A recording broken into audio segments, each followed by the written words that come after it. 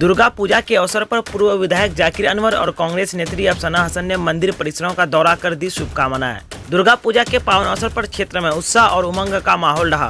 पूर्व विधायक और इस बार के विधानसभा चुनाव के प्रत्याशी जाकिर अनवर ने अपने विधानसभा क्षेत्र के कई मंदिर परिसरों का दौरा किया और श्रद्धालुओं को दुर्गा पूजा की शुभकामनाएं दी। मंदिर परिसरों में पूजा पाठ और धार्मिक कार्यक्रमों का आयोजन किया गया, जिसमें बड़ी संख्या में स्थानीय लोग उपस्थित रहे। जाकिर अनवर ने अपने संबोधन में कहा, दुर्गा पूजा का यह पर्व बुराई पर सच्चाई की जीत का प्रतीक है। यह हमें जीवन में सत्य और धर्म के मार्ग पर चलने की प्रेरणा देता है।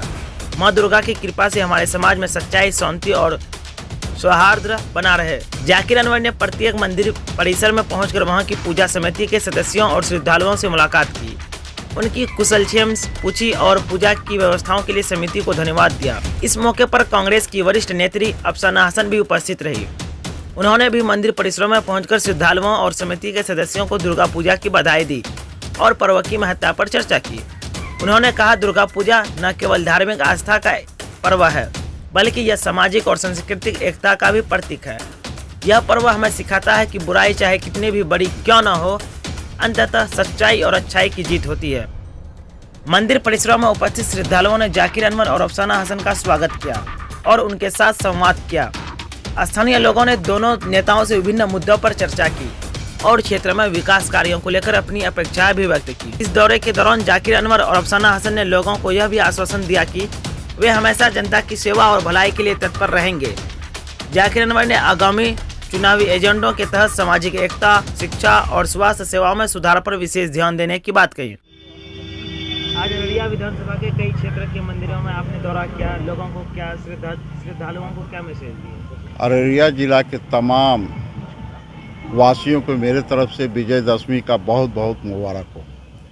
ये पर्व सत्य की जीत का पर्व है। ये पर्व सद्भाव की पर्व है। आज उसी क्रम में हम लोग अररिया के बहुत सारे जहाँ जहाँ पूजा हो रही हम लोग वहाँ गए, आशीर्वाद लिया देवी देवताओं से और तमाम लोगों से जो लोग थे वहाँ श्रद्धालु, उन सबों का आशीर्वाद प्राप्त हुआ। और हमारी ये कामना है कि हमेशा सद्भाव बने रहे, देश में अमन चैन रहे, शांति रहे। इसी कामनाओं को लेकर, इसी बात को लेकर हम लोग आज भ्रमण किए हैं तमाम लोग। साथ ही साथ मैं इस बार में कहना चाहता हूँ कि रामपुर में बड़े पैमाने पर बाढ़ आया, भंगिया में बाढ़ आया, मदनपुर में बाढ़ आया और इसी प्रकार से परमान नदी से जुड़ा हुआ गांव जो है काफ़ी कटान हो गया और बर्बादी हुई है। लेकिन यहाँ के प्रशासन के द्वारा आम लोगों को राहत के कार्य में अनदेखा कार्य किया है। कई जगह सौतेलापन का भी खबर आ रहा है। ये घोर निंदा की बात है कि आवाम के साथ सौतेलापन करना निश्चित रूप से ये खतरनाक बात है। मेरा निवेदन होगा कि जिला मुख्यालय और डीएम साहब इसे संज्ञान लेकर जहाँ जहाँ गड़बड़ी हुई है तुरंत राहत देने का कार्य करेंगे। इसको लेकर आप एसडीओ से बात भी किए थे क्या? जी, निश्चित रूप से मैं रामपुर गया था। सारे ग्रामीण लोग मुझे घेरा था और कहने लगे अपनी दुख और पीड़ा की बात।